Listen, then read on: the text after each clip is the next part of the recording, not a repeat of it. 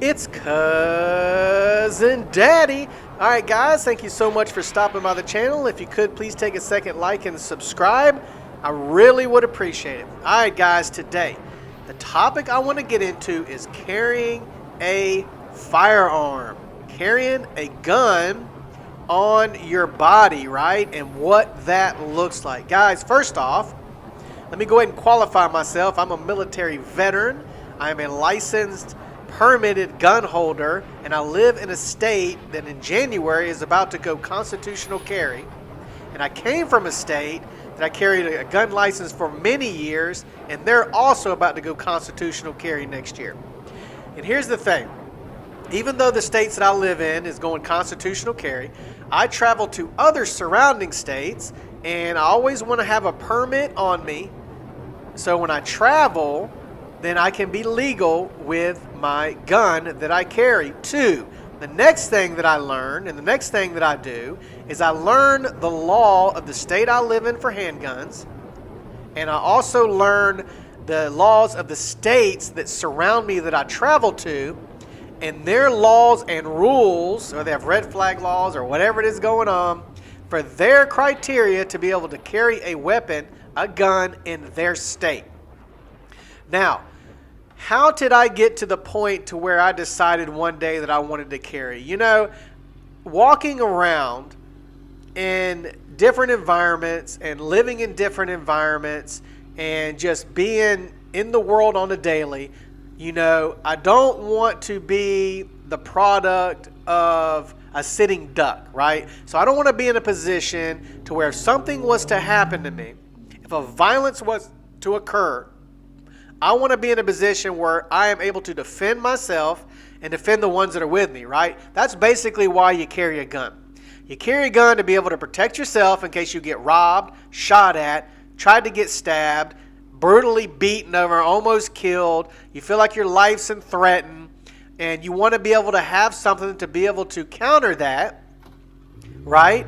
So you don't just a sit duck in a violent situation. Somebody was to bust into a restaurant and start shooting things up. Somebody start busting into the mall, start shooting things up. Somebody's just going down the street shooting everybody up. I mean, there's many situations, and the way the world's been going for many years, it's just gotten more violent, right?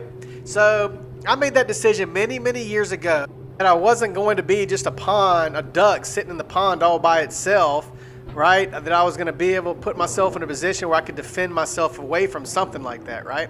So the first thing you have to figure out was one, you know, could I pull out my gun if I needed to?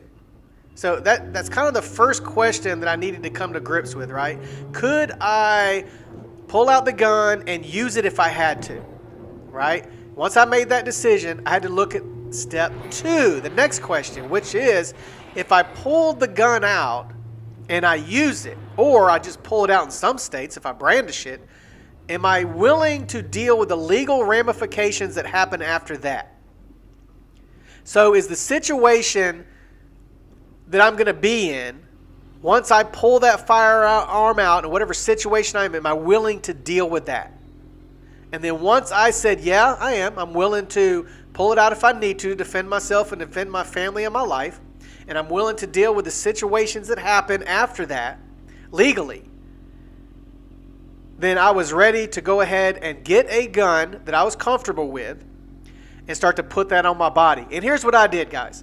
When I first got the gun that I wanted, first off, what I did is I took that gun, I trained with that gun, thousands and thousands of rounds to that gun, for I felt comfortable enough with that gun to where I could put that gun on my body, where I knew it inside and out, how to operate it, right? If it got jammed, how to fix it, how to clean it, how to take it apart, how the parts worked. I got so familiar with that handgun, I knew everything about it. Then what I did is when I felt comfortable enough with it, I went ahead and started putting it on my body. I got a holster for it. I concealed carried it, put it under my shirt. It had no rounds in it. And I got used to walking around, just being with a gun with me. Having a gun on my person. Having a gun everywhere I went. When I drive, have it on me. When I went to the mall, you have it on you. Went to the grocery store, you have it on you. Everywhere I went, I just had it on me. No ammo.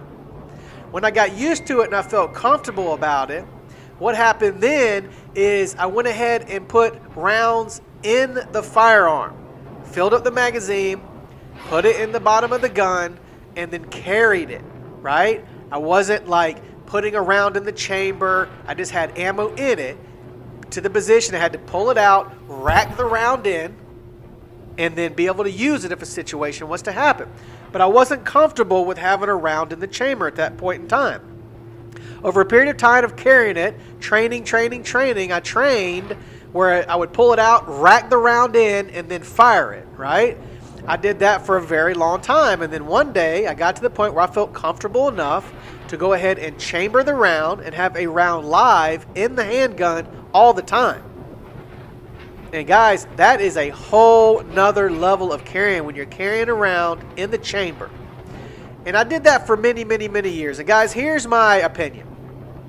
For many years I did that, and then I figured out, the chances of that round just going off versus the chance of actually something happened to me bad in a situation, the chances of that firearm just going off randomly, or that something happening, that round going off with me doing something stupid or dropping it or pulling the trigger on accident or just clean it, whatever, the chances were higher that something would happen versus something actually happening to me. And I made the decision to unchamber the round, just have the gun with ammo in it, and I train to pull out, rack the round.